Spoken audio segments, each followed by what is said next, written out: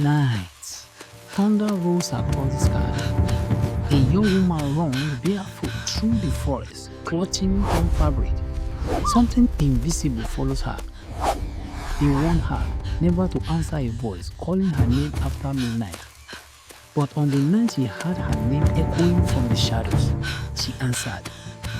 And that choice led her into a marriage never meant for the living. A girl who married a ghost. In the quiet village of Umuokoro, elders whispered, "Not everything that looks human is alive."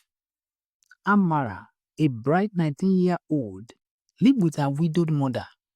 She was loved for her kindness and feared for her curiosity. Lately, she had heard someone calling her name outside her window, not shouting, not whispering, just calm, like someone who already knew she would come. Her mother warned, "Never speak to the night, my child. The dead listen more closely than the living." One night, the voice returned. "Amara." He stepped outside. The moonlight looked strangely brighter. A tall young man stood before her. Warm smile, soft eyes. He called himself Obi. He said he came from a neighboring village. He said he had seen her before. He said he had fallen in love with her. But Amara didn't remember him at all. Still, something pulled her to him. Night after night, he returned. They talked, they laughed, they walked under a moon that seemed too bright, too perfect whenever he appeared. But he never came during the day, never touched sunlight. Amara ignored the signs. Love can blind the sharpest eyes. After a month, Obi held her hands and said, "Amara, marry me." Everything around her stilled. She hesitated. Her heart said yes. Her spirit whispered no. Where is your family, your home, your people? You will meet them soon. Despite her fear, she agreed on one condition. The wedding must happen in daylight. Obi smiled. A smile that didn't quite reach his eyes. "As you wish, my bride." The next morning, Amara followed him into the forest. But the forest felt wrong, too quiet, too still. They reached an abandoned compound. Walls broken, roof caved in, cobwebs everywhere. "Obi, is this your home?" It was. Inside, the faded wedding clothes lay neatly folded. The air around her turned cold. Then she saw them, silently figures behind Obi, transparent, watching, not alive, not dead. "Obi, who are they?" He thought calmly. "My family. They have been waiting to welcome you." Obi reached for her hand. His finger passed through her like cold smoke. "What are you?" His voice remained calmed. "I was once alive. Bandits raided this home. My family died with me. Our spirit remained, longing for peace. We stepped forward. You can free us, Amara. Marriage will bind you to our world. You will join us and lead us home." Amara shook her head violently. "No! I'm not dying for anyone." The spirit circled her. Not violent, not angry, just waiting. They carried offerings, a calabash, white clothes, broken beads.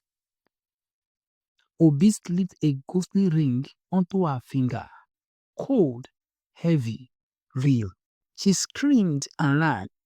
The spirits didn't chase. They simply watched. "Run if you wish, but the bond is made. You will return." Amara burst into her home. Her mother saw the fruit-shaped ring on her finger and gasped. "You spoke to the night, and the night answered?" She explained.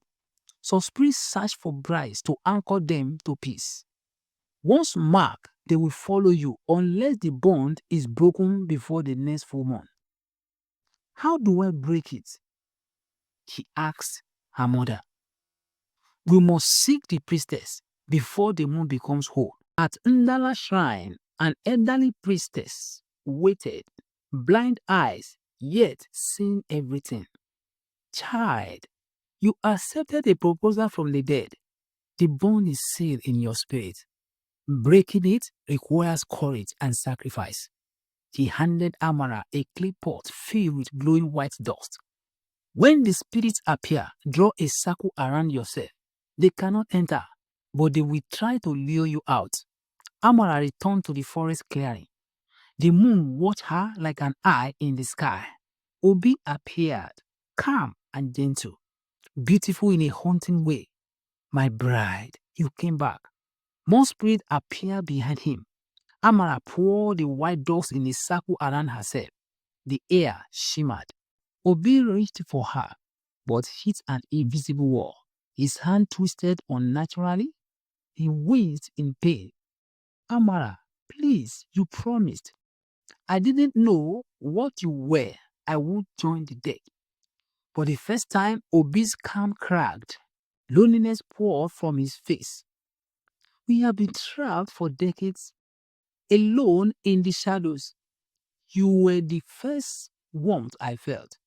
Amara's voice softened, but she stood firm. I'm sorry, but I belong to the living. The spirit wailed, a hollow sound that shook the ground. The moon flared, light exploded around the circle. Everything went silent. Amara opened her eyes. She stood alone. The abandoned compound was gone. The ring was gone. The spirits were gone. The priestess appeared behind her. It is done. The dead have crossed over. It is Your done. courage freed them.